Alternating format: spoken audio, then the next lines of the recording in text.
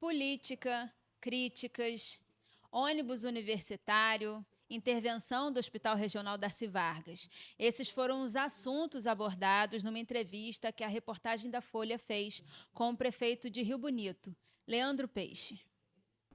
Prefeito, vou começar a perguntar sobre o transporte universitário, que isso é praticamente uma novela na cidade há muitos anos.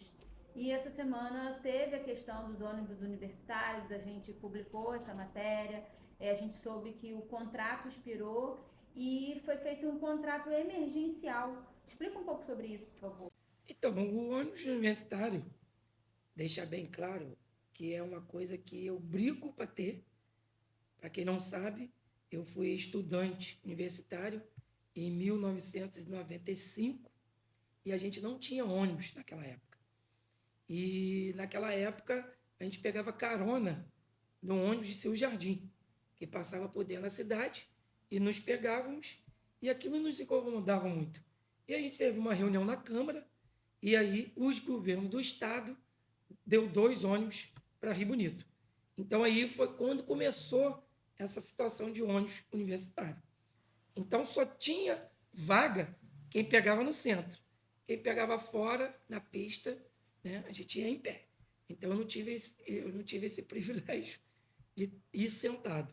E ali começou, né, essa questão de ônibus universitário. Em 2014, o governo daquela época colocou a empresa que estava até hoje nesse contrato. Né? Claro que ia se renovando, fazia licitação, mas continuava. Então, quando eu comecei a gestão, era a empresa que estava, né, com o contrato vigente. Não tem nenhum repasse federal, estadual, é pago com recurso próprio, né, um ônibus universitário, e eu questionava por que a gente não pode dar uma qualidade melhor. E aí eu comecei cobrar da empresa para que tivesse ar-condicionado, acessibilidade. Mas chegou a ser feita uma renovação desse contrato depois que o senhor assumiu? Não, o contrato venceu agora. E nessa renovação a gente começou, montamos um novo processo exigindo que tivesse melhorias. Né? E aí, quando a gente veio, a empresa teve um ano mais novo, a gente exigiu que os ônibus teriam que ser mais novos, né? E a empresa que estava no contrato decidiu não participar por causa desses ônibus novos. Ele teria que comprar mais ônibus e adequar a esse novo edital. E aí começou esse mal-estar. Né? Teve alguns atrasos, né? Mas você, com qualquer servidor da prefeitura, ele fica 30 dias, traz a nota, a gente tem um processo que também não é rápido e demora sempre aí mais 30 dias. Isso é normal para qualquer prefeitura, né, que tem essa prestação de contas perante aquele serviço prestado. Esse contrato venceu quando? Esse contrato venceu foi no final de julho, se eu não me engano. E o processo licitatório vocês começaram a fazer? Antes de vencer. Só que quando você faz um processo, joga o edital, tem questionamento do edital, tem questionamento das empresas, vai para a licitação, também tem questionamento. Então, são vários questionamentos que atrapalham esse andamento do processo até que você consiga concluí-lo e a empresa que ganha começar a prestar serviço. O que foi colocado para a gente de surpresa, né? Que no dia da licitação a empresa participou, a empresa que estava saindo, participou, foram 9 empresas que participaram e uma das empresas questionou a empresa que estava praticamente como ganhadora daquele certame. E a gente tem que acatar, independente se tem fundamento ou não tem, você tem que acatar, e aí nós perdemos aí 3 dias úteis, que foi de terça a quarta dias úteis, quinta feriado, sexta ponto facultativo, segunda foi quando a empresa tirou os ônibus, né, sem nos comunicar, e aí na quarta, aí eu coloquei sabendo desse burburinho que teve, que a empresa ia tirar, eu fui e coloquei ônibus próprio para dar um suporte e fizemos o emergencial, né? Que aí a gente conseguiu na terça-feira colocar. Mas a empresa que já fornecia esse serviço, que tinha o contrato que já tinha sido expirado, não houve, não foi combinado que ficasse até começar um contrato novo? Nós pedimos à empresa, né, porque ela ficasse, porque depois que vence o contrato, você faz o pagamento através de um TAC, né, que é o termo de ajuste de conduta. E a gente fez essa manifestação verbalmente, estava tudo tranquilo. Não sei se foi alguma coisa por, tipo, não ganhei a licitação, eles recolheram os veículos e tivemos que fazer essa questão da emergencial. Vocês souberam na segunda-feira mesmo? Na segunda-feira. Que até então não tinha nenhuma manifestação por escrito da empresa. Simplesmente burburinhos que a empresa ia tirar. E segunda-feira que a gente fez, confirmou aquilo que a gente estava ouvindo dos outros. Até então não tinha nada formalizado. Né? E agora, como é que vai ficar? E agora a empresa que entrou, ela fica até a outra e a gente ter o contrato finalizado. Esse contrato emergencial foi firmado por quanto tempo? Não, eles são. Todo emergencial são 180 dias. E, na sua visão, esse processo licitatório da empresa que vai realmente assumir essa função deve demorar quanto tempo? Eu creio que 1 mês, 2 meses no máximo. A empresa vencedora, ela é chamada para assinar o contrato e desde então ela tem um prazo de colocar os veículos já para prestar o serviço. E essa nova licitação, esses ônibus que o senhor pediu nessa licitação, são diferentes dos que rodavam? Tem alguma novidade? São todos eles, porque na nossa época tinha o parador e tinha o frescão, né? Então, é o frescão que a gente vai colocar. Então, nós estamos trazendo dignidade para o nosso universitário, verdadeiramente o que eles merecem. Ônibus de qualidade, com ar-condicionado, com ônibus novos, não são zero, são novos. Vamos falar um pouquinho sobre saúde. Recentemente, os funcionários do Hospital Regional Darcy Vargas, que está sob intervenção da Prefeitura, né, tiveram atraso de salário. O que aconteceu? Isso deve acontecer de novo? Como é que fica essa situação? E Vargas, ele não consegue fôlego financeiro somente com o que é repassado do governo federal, governo estadual e o governo municipal. Né? Esse tripartite de repasses, ele não consegue resolver todas as questões de gastos do hospital, com folha, com insumo, com remédio, prestador de serviço e outro. Essa, inclusive, era a justificativa das presidências anteriores, né? Não a última só, mas as anteriores também. Também. Só que existiam um repasse do governo do estado, que é o aporte financeiro. É tipo uma complementação para que os hospitais, né, consigam funcionar, pelo menos, nos seus gastos normais, né, para que ele consiga zerar com todas as suas despesas. E aí, isso é feito através de decreto. Quando chegou em dezembro, o país venceu o decreto. E aí eu fui até a Secretaria do Estado e passei para eles. Não tem como o hospital e o município, né, sustentar essa despesa. Não tem, porque o município já tem uma despesa com o hospital. E aí aguardamos o orçamento ser aprovado, que aprova em dezembro, encaminha para a administração pública, e aí leva mais ou menos 2, 3 meses para começar a administração em cima daquele orçamento. E aí ficamos esperando até março. Chegou em março, o o secretário falou, ainda não consegui resolver essa situação. E foi passando os meses. Março, depois eu tive de novo em maio, e quando chegou em julho, que saiu o decreto. Então, nós ficamos 6 meses sem esse aporte. E que foi prometido, que seria revisto esse período que ficou sem, mais daqui de julho até dezembro, um aporte de 1,5 milhão. Então, esse aporte começou a cair agora em julho, mas o que ficou para trás, que ia ter uma recompensação até hoje, não caiu nas nossas contas. E o senhor acha que daqui para frente pode acontecer de novo o atraso de salário? Por parte do repasse financeiro do Estado, não. Porque, é que eu te falei, eu fiquei descoberto de janeiro até julho.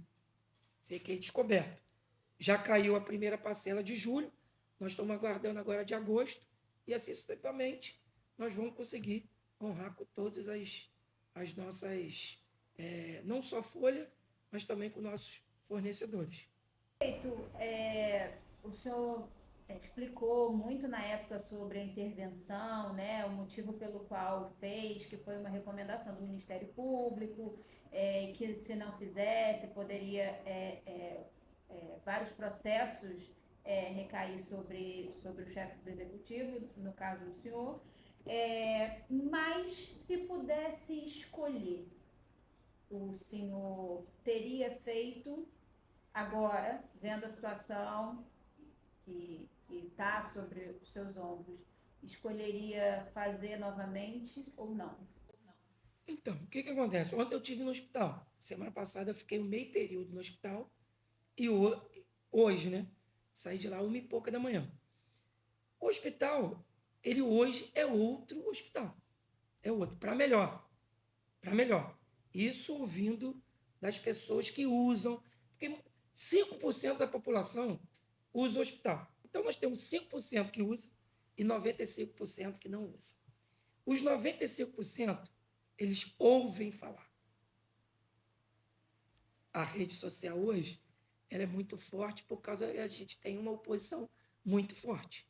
Então, a oposição é muito forte e fica colocando várias situações. Mas quem usa o hospital defendem porque foi bem atendido. Claro que vai ter sempre uma pessoa que não está satisfeita de uma demora, de um exame que demorou, mas a maioria sai satisfeitos. Nós temos ouvidoria, nós temos relatórios que comprovam isso. E aí, eu vou, rodo e vejo pessoas de outros municípios vindo para Rio Bonito. Eu vejo os nossos municípios vizinhos vindo para cá e deslumbrado com o atendimento, o que é o nosso hospital, o que é a nossa UPA. Então, se eu falar de arrependimento, eu não me arrependo. Foi muito traumático, mas não me arrependo, porque a gente conseguiu resolver a situação. Infelizmente, a falta desse aporte deixou a gente um pouco na questão de atraso de salário e de fornecedor. Mas até dezembro, estava tudo normal. Ninguém reclamava de salário, de atraso de fornecedor de até dezembro. Começou a partir de janeiro, quando esse aporte que na época era 1,2 milhão, não começou a cair mais na conta da prefeitura e eu não podia repassar mais para o hospital. Fiquei resolvendo com recurso próprio, só que chegou um momento que ficou difícil também, porque eu tenho as necessidades do município. Hoje tem mais munícipe de fora que usa o Hospital Darcy Vargas do que os de Rio Bonito? Mais ou menos, a gente tem aí o equilíbrio de ser aí 40% da cidade e o restante de fora.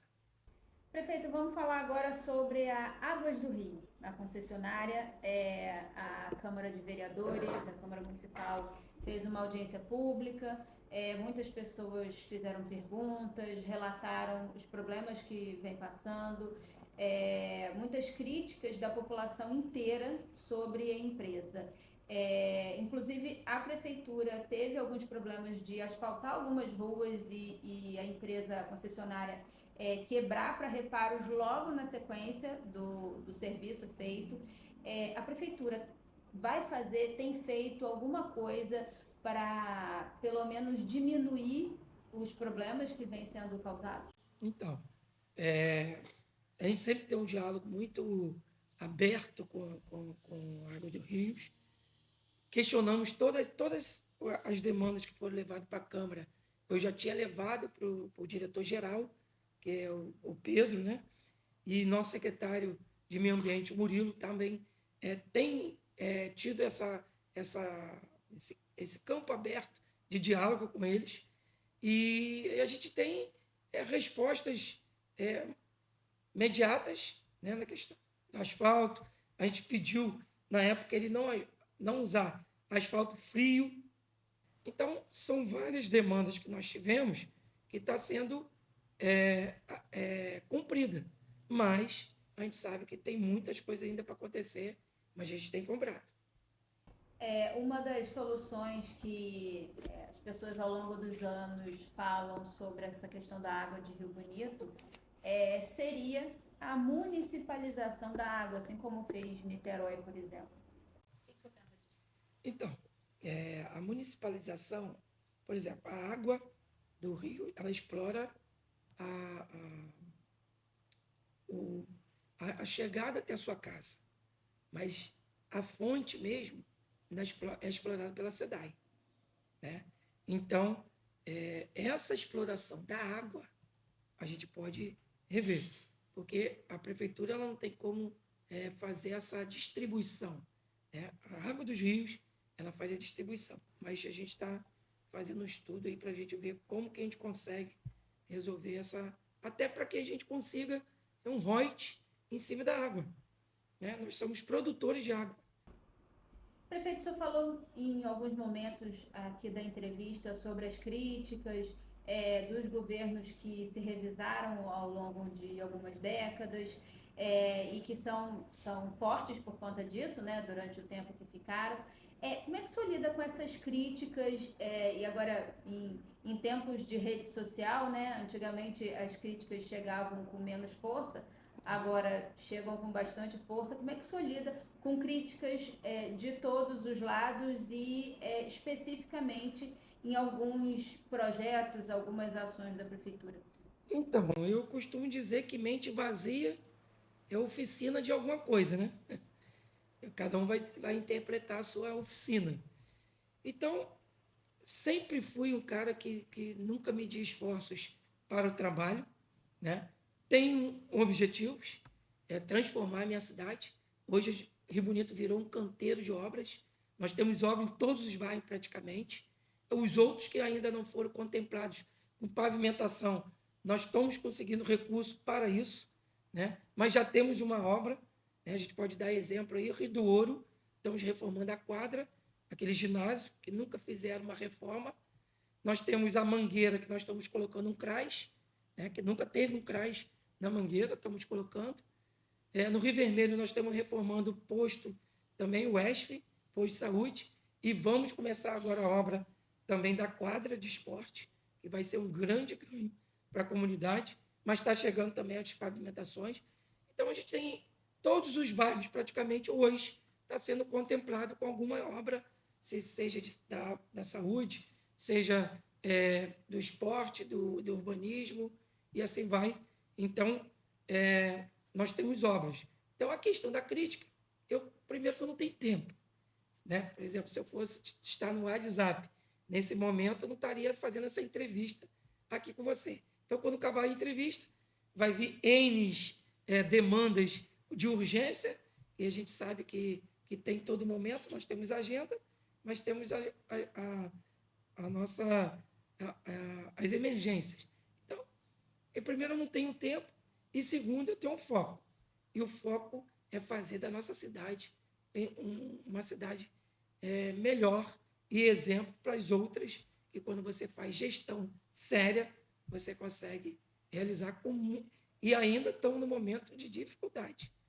Eu não tenho royalties dos meus amigos, vizinhos, né, da região dos lagos, mas eu estou fazendo muita coisa.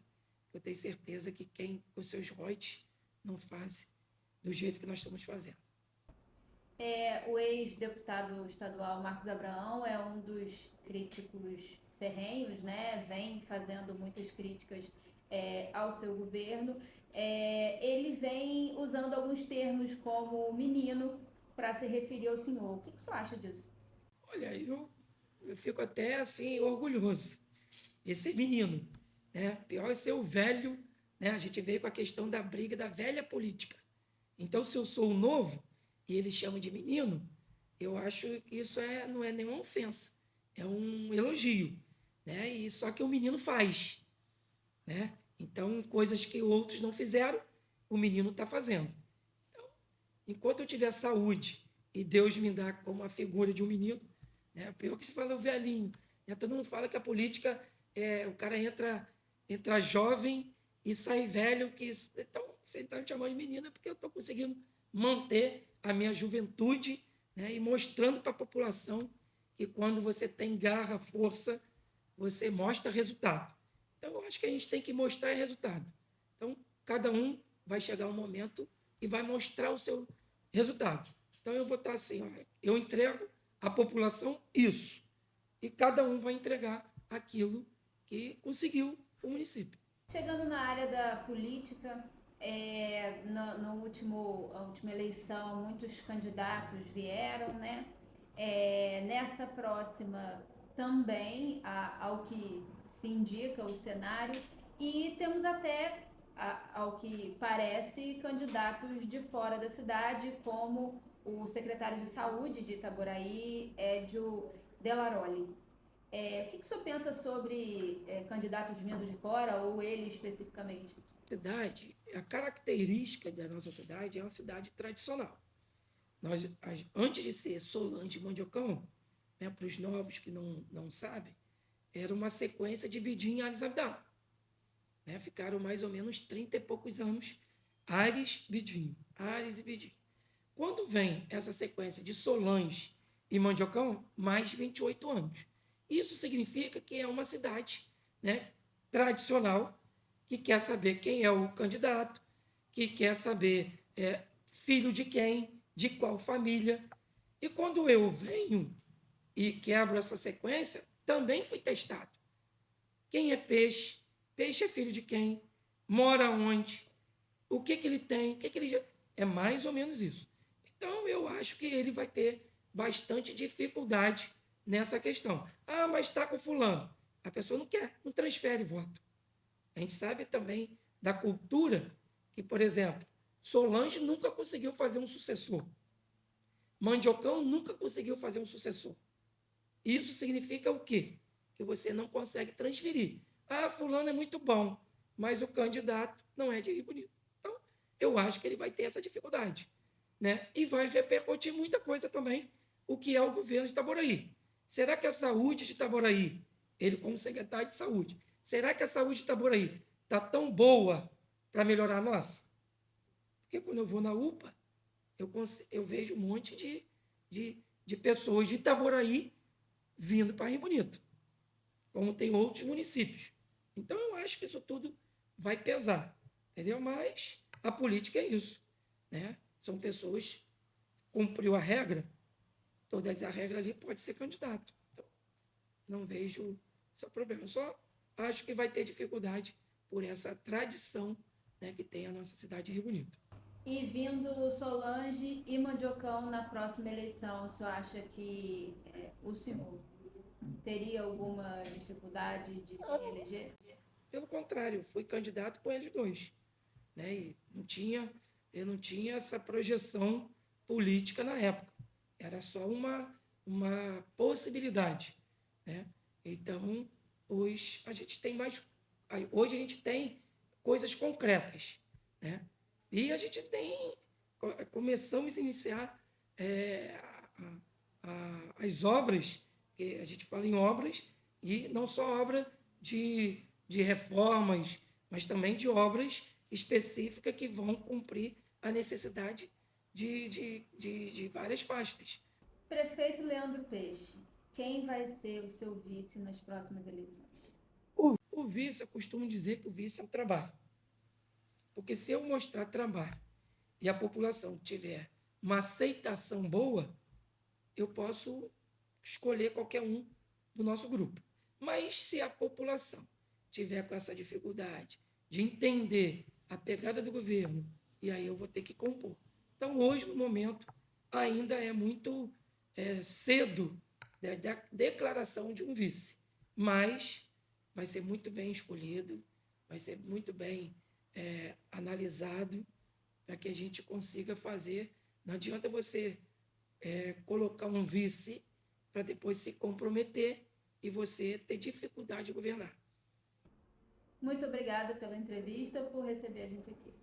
Eu que agradeço a vocês, né? Estamos sempre de gabinete aberto, né? Não só para vocês, mas para qualquer pessoa que queira conversar e dialogar, mas eu que agradeço aí o Folha da Terra por sempre estar ouvindo a verdadeira versão de que são os fatos.